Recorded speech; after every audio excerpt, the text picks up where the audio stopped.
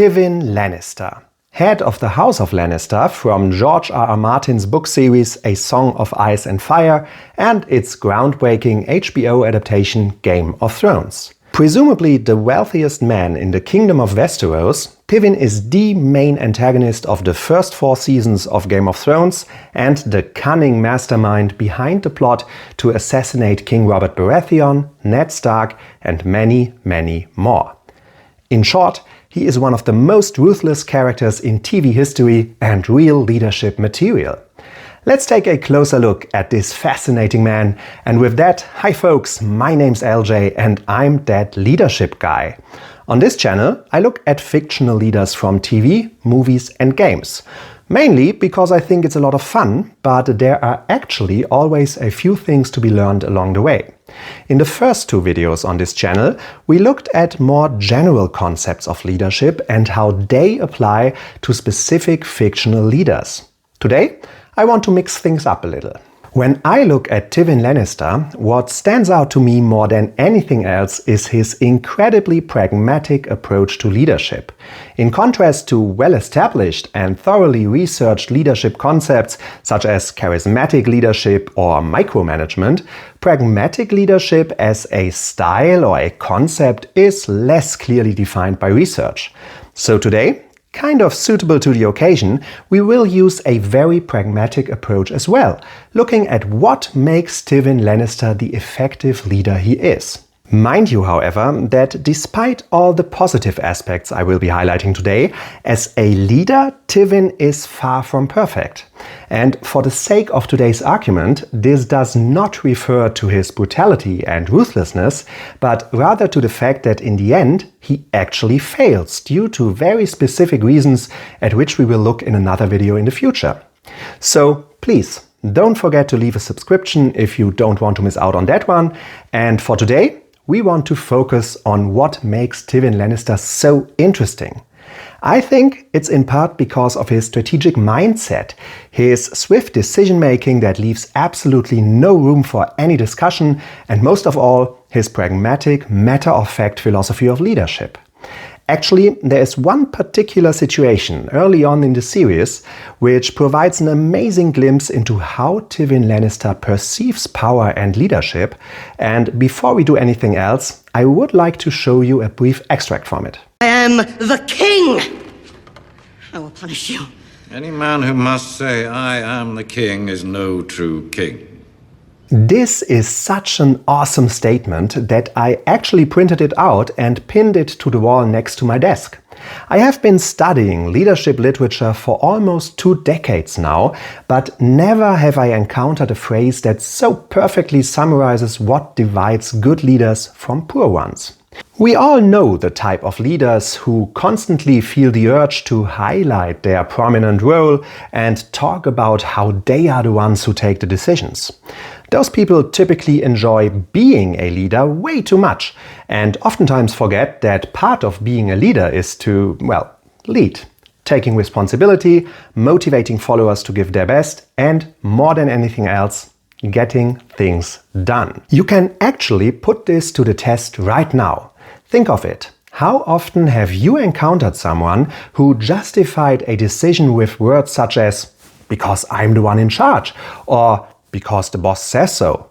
People who use this kind of justification often hide behind their own formal position, or behind the ones of their bosses, which is even more stupid.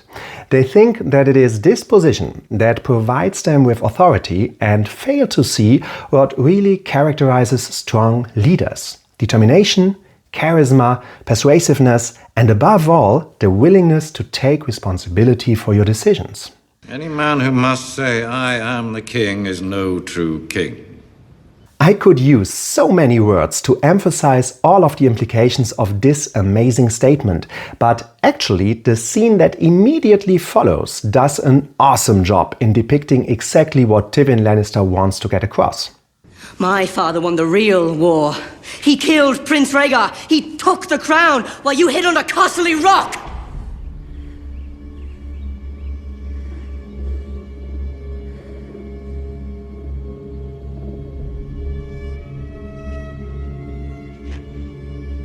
I mean, wow, do you feel what's going on there? Here we have a direct confrontation between two absolute alpha males whose perceptions of leadership could not be further apart from each other. On the one hand, King Joffrey, Tywin's grandson, mind you, who thinks the mere title of king is everything you need to be calling the shots. And then, on the other hand, we have someone who is an actual boss. Note the earth-shattering silence and tension in the room after the king accused his grandfather of cowardice. It is blatantly obvious to anyone present that the king, by law the most powerful person in the room, has overstepped his boundaries by far. Now, you might think that Tywin Lannister would be willing to just let it go and accept his grandson's insolence due to the, well, let's call it organizational realities. But far from it. What follows next is one of the sickest burns I have ever seen on a TV screen. The king is tired. See him to his chambers. You see what happened there, right? If not, let's have Tywin's youngest son, Tyrion, sum it up for us. And please take note of Tywin's reaction to this, as he provides us with his entire leadership philosophy in a nutshell. You just sent the most powerful man in Westeros to bed without his supper. You're a fool if you believe he's the most powerful man in Westeros. A treasonous statement. Joffrey is king. You really think a crown gives you power? For Tywin, being a true leader is not about titles or a ring of metal that someone put on your head. His approach is as simple as it is pragmatic. Being a leader is about making people do what you want in order to achieve your goals. It doesn't matter who's wearing the crown, as long as you are the one who's calling the shots. By the way, this does not mean that the importance of symbolism and grand gestures escapes Tywin Lannister, but he knows that they have to play into his plans. And he knows something else. Sometimes the very absence of any trappings or insignia speaks louder than all the pomp in the world. To demonstrate what I mean by this, let's look at another scene from the first season of Game of Thrones, namely the one in which we first encounter Tywin Lannister. What do you think? Where would the showrunners want us to meet the wealthiest, quite possibly most powerful man in the entire kingdom? In a throne room, bossing around some pitiful underlings, or sitting at a table in the king's council room among silk-clad noblemen? Let's take a look. We meet Tywin Lannister in his tent, right in the middle of an army camp set up on the way to the capital. A bigger tent than those of his soldiers for sure, but still a quite modest place to meet the man who supposedly wields more power than the king himself, don't you think? On top of that, Tywin's not just sitting around or brooding over some military maps or something, quite the contrary. He's actually up to his elbows in the belly of a stag, which, by the way, is a very obvious case of symbolism and foreshadowing on the writer's part, as the stag is the sigil of King Robert Baratheon, who will all too soon be betrayed and killed by Tywin and his children. We clearly see Tywin here as a man who, despite his high statures, is not afraid to quite literally get his hands dirty with blood and guts. To Tywin, there's not much to it. He has killed the deer, so he's the one to gut it. It's as simple and pragmatic as that. But if we look beyond what we see on screen, the scene also provides us with the image of a man who is incredibly self-assured and confident in his power. It's not beneath Tywin's dignity to be seen in situations other noblemen might want to avoid or find unpleasant, as he knows perfectly well that it does not diminish his power and influence in the least. The pragmatic approach Tywin has towards leadership can also be seen in his way of communicating. Listen to the way he talks to his son Jaime. Attacking him was stupid. Lannisters don't act like fools. Just a few words, but they are all Tywin needs to convey a strong message. Throughout the series, he is a man who prefers to listen before he speaks, but when he finally opens his mouth, everybody around him should better shut it and listen closely. In this scene, he scolds his favorite son Jaime for having attacked and injured Ned Stark, best friend and right hand of King Robert Baratheon, and maybe the only one who has begun to unravel the dense web of conspiracies the Lannisters have spun around the king. But if you think that Tywin has a problem with the attack itself, you certainly underestimate his ruthlessness. Why is he still alive? As you see, Tywin is not at all annoyed about the attack as such, but more about the fact that Ned Stark had not been killed. With his evaluation of the situation, he follows an idea that has been brought up by famous author Niccolo Machiavelli in the 16th century. In his famous work, The Prince, Machiavelli wrote, "In general, you must either pamper people or destroy them. Harm them just a little and they'll hit back. Harm them seriously and they won't be able to. So if you're going to do people harm, make sure you needn't worry about their reaction." This is precisely what Tywin has in mind in this scene. Whilst attacking Ned Stark had been a stupid idea in the first place, not killing him once you're at it is basically unforgivable. Here we get another nice little glimpse into Tywin's pragmatism and how he immediately focuses on how certain developments could influence his bigger plans. Apart from that, this scene also shows us how important it is for a leader to ask the right questions and to not be distracted by fluffy answers. As with everything he does, Tywin doesn't ask questions just to keep a good conversation flowing. He rather uses them as a means to get a specific information, just as we see here. One of our men interfered, speared him through the leg before I could finish him. Why is he still alive?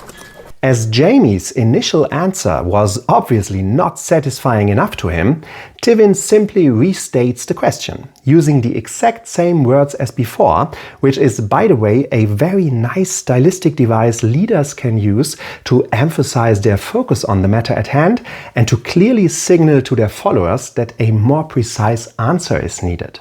The answer Jaime finally provides is less useful to Tywin as it is to us, as it opens another window into his pragmatic mindset. It wouldn't have been clean. You spend too much time worrying about what other people think of you. A lion doesn't concern himself with the opinions of the sheep. This last phrase about the lion and the sheep might sound a bit arrogant to you at first glance, but its meaning is very important for a pragmatic leader such as Tywin. Again, to him, leadership is a means to an end. And this end is certainly not to satisfy every single one of his subordinates and to make everybody happy. Caring too much about the opinions of skeptics or people who just love to whine and grumble will negatively affect a leader's focus on the greater goal, whatever this might be. Scoffing at Jaime for mentioning a clean killing is also very much in line with this worldview.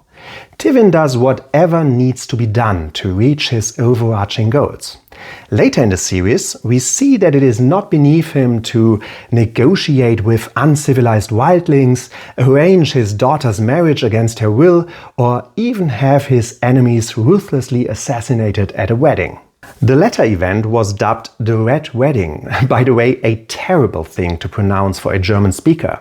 Anyways, among others, the atrocities committed at this wedding included stabbing a pregnant woman to death and killing a dozen unarmed wedding guests in what is to this day one of the most infamous and bone-chilling scenes in TV history. But apart from that, the Red Wedding, sorry guys, maybe is the most remarkable example of how Tywin's strategic thinking, his ruthlessness and his pragmatism go hand in his finest moments. It is typical of pragmatic leaders such as Tywin Lannister to ignore the conventions more traditional leaders would certainly adhere to. Pragmatic leaders think outside of any box, going new ways that are unthinkable to others, even taboo, as long as they only serve their goals.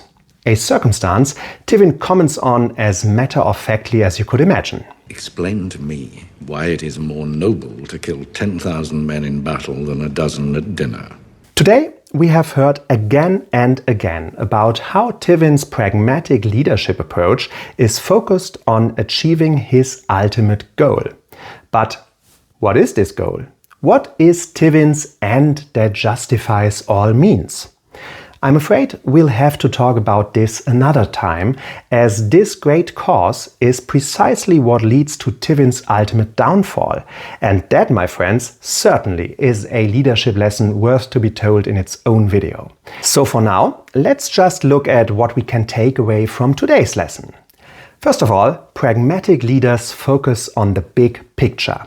Everything else, literally everything else, is only a means to an end. Even power itself.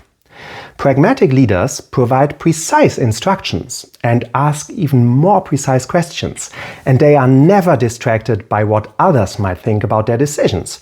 They only care for the ultimate goal. Lastly, pragmatic leaders do not care for traditional approaches, rules or conventions if there are better ways to achieve their goals. So, which other pragmatic fictional leaders do you know?